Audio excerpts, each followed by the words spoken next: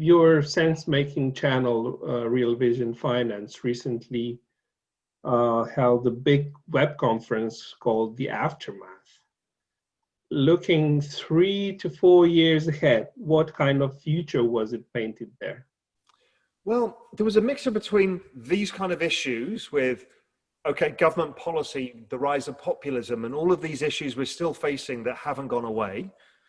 So there was a lot of concern, but then we talked about India, Africa, cryptocurrencies, commodities, precious metals.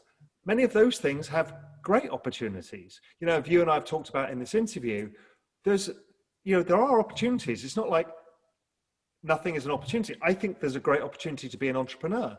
Starting a business in a crisis is a very good time to start a business.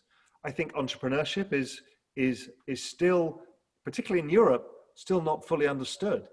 And I think that the more people take control of their own lives in that way, it's good. So it is a bifurcated world. It's a bifurcated world of this mess of central banks and debt and everything else, but we can invest elsewhere. You know, we know we're going to get probably another commodity cycle at some point. We've got the precious metals, we've got cryptocurrencies, and then we've got an incredible opportunity in emerging markets.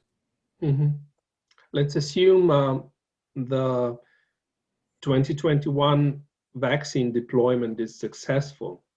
Debt and deflation take over the news cycle.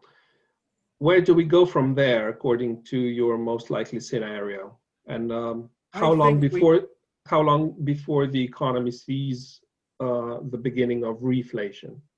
Yeah, look, I think the market will try and price in reinflation. It's already tried once, and I think this reinflation bet will fail. I think we'll see. I could be wrong, but I think from Q3, Q2 next year, we'll start to price in more reinflation, and then we'll see the economy. I think will be slower to reinflate. We will see some measures pick up. I don't believe in massive inflationary pressures growing in the system. I think aging populations, debt dynamics, and behavioral scarring from what's just happened. I think, you know, as you said, as we talked about in the beginning, people increasing their savings rate. I think that they're not going to throw it all in and buy stuff on Amazon. So I think, you know, we've seen every crisis, the trend rate of GDP growth keeps falling. I think this will be the same. So where is GDP growth after this? 1%.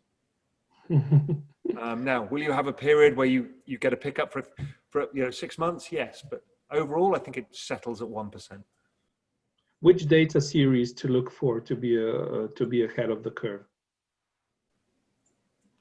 It depends on what you're looking for. If you're looking for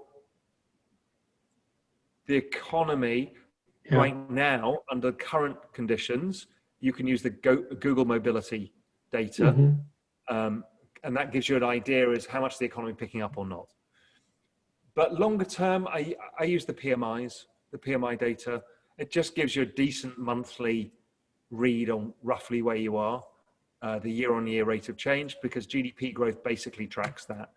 Or you can choose any version of it, whether it's the Zoo survey in Germany or whichever one. They basically will all roughly work across Europe. Sure, there's different countries have different cycles mainly, but that's what I'd be looking at.